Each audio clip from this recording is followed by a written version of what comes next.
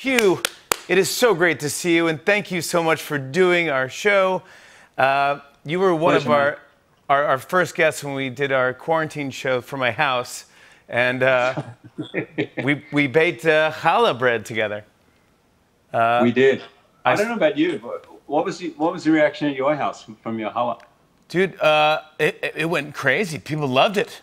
People freaked out. They said, "You made this?" I go, "Oh yeah." They go, "But Yeah. it was the egg wash. It's a secret move." I was weird because I went somewhere recently, like a long time after, and this person looked at me. I was in the backyard. It was one of those social distance thing. They said, "So your challah," and already looked a little annoyed with me. And I said, "Right, not for an Aussie, not bad, right?" And they went, "It should have 12 braids." Religiously speaking. Yeah, and I was like, "Oh no, you don't understand.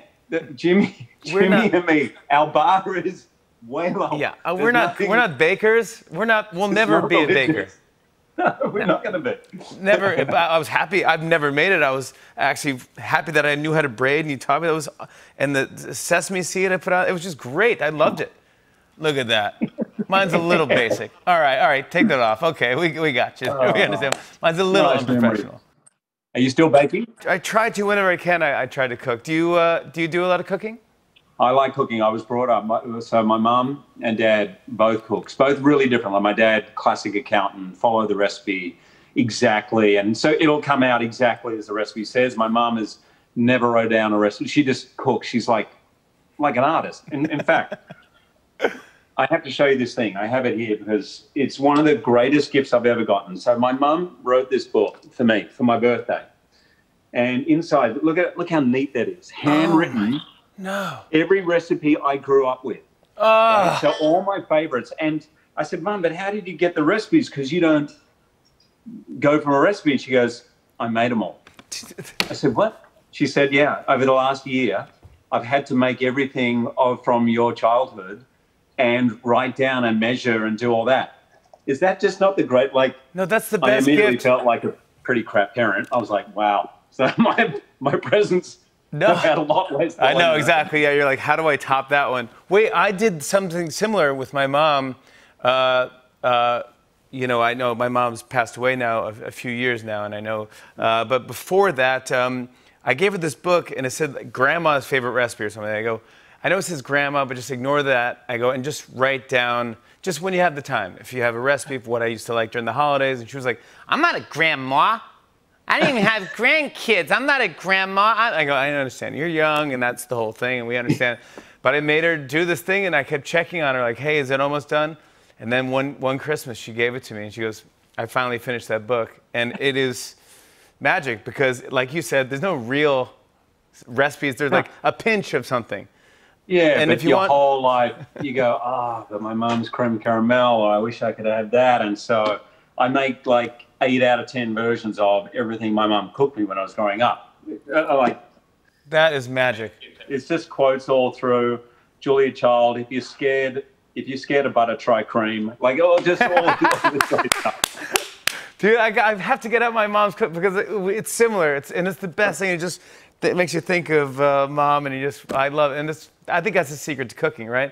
Putting the love into it anyway. You got it. Yeah. Last time we talked about the Music Man, and since then, obviously Broadway closed. Music Man postponed till spring, but it's still happening, right? 100%. We go into rehearsals in February, and then we'll open in May. Wow. And how do you keep yourself ready? I sing every day.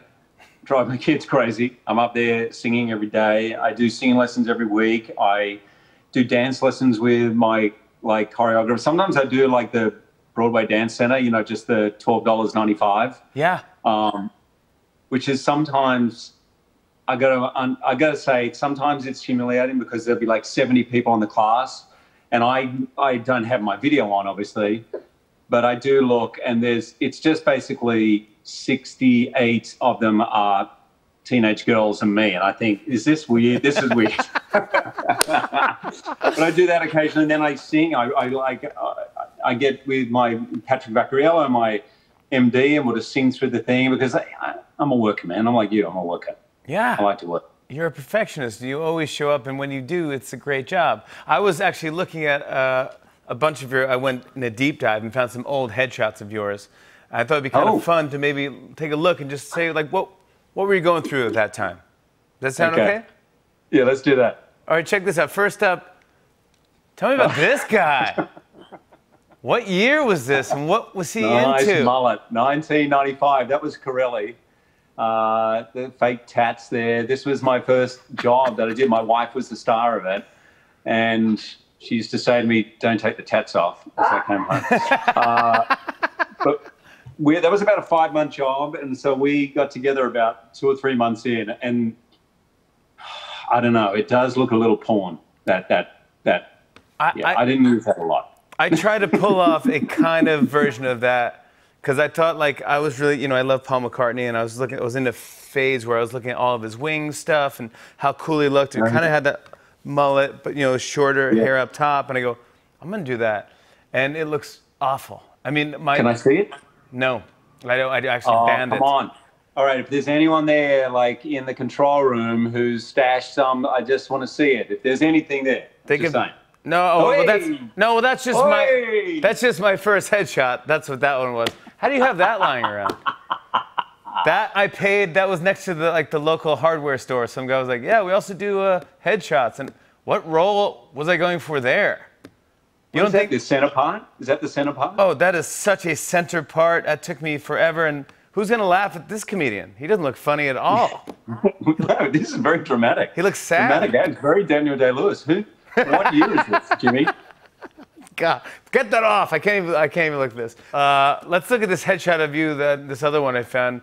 I like him. That's clean cut.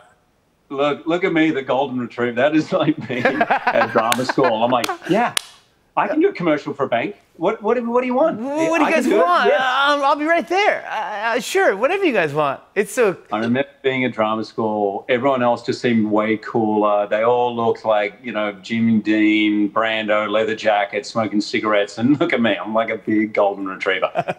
Hi. I know. This is so much fun. I've got a monologue. Shall I do a monologue? I love it, though. It's great. Well, last month marked 20 years since your debut as Wolverine in X-Men. Yeah. And in fact, we found your original Wolverine audition from 1999. Let's take a look at this. Oh. I'm not like you. Listen, kid, about the only thing you've done to endear yourself to me is to get me into a fight. So listen to me. Shut up.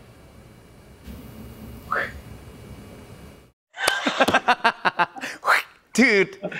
A little more magician than Wolverine. Now, did that human know that you'd be playing that role for the next 17 years? No, by the way, when I walked into that room, I was pretty sure that I wasn't playing the role. It was a weird audition because Dougray Scott had the role, and then he got caught up on Mission Impossible 2, but everyone thought that would get sorted. But the studio said, look, we need a backup plan just in case. So it was like this Hail Mary to begin with, which is probably the best way to do an audition. You're going in like, eh. And I remember thinking, all right, so I'm going in there. Literally, you showed a clip about, how long was that, 15 seconds? I think the entire audition was about 20 seconds. It wasn't much longer. Wow. And yeah, they were actually filming at the time. I went up, it was in Toronto. That was in one of the offices, and it was at lunchtime. So first of all, I never thought anything was happening with that. And I flew back that next day, and Kevin Feige he drove me to the airport, who's now runs Marvel, for those that don't know him. He was one of the assistants there. And I said, dude, you don't have to, everyone knows I'm like in Nepal, like, you don't have to drive me to the airport. And he goes, no, I'll drive you and we'll stop, grab some dinner. I was like, dude, you don't have to be that nice. Like, thank you. We all get it. We all understand. So who would have thought 9 years later, 9 movies later, 20 years later, that would have happened? No, I mean, honestly, in Hollywood, a mate of mine said to me, he was quite high up in the business, and he said, dude, the word on the street is not good about the movie. No one watches comic book movies. They're like dead. That thing's gone forever. Book another movie before it comes out. Like, just say you're the lead in a big movie and try and book another movie. That way you'll at least get another shot. So I did. I hustled just trying to get an audition, No way. I love those no one stories. Saw it. No one understood it was the beginning of like Comic-Con was a 50,000 person thing. The internet was really just beginning. No one really understood. What they thought was like a subculture. Comic books was actually mainstream, but no one knew that. Gosh. On and on and on. I said, and it's on and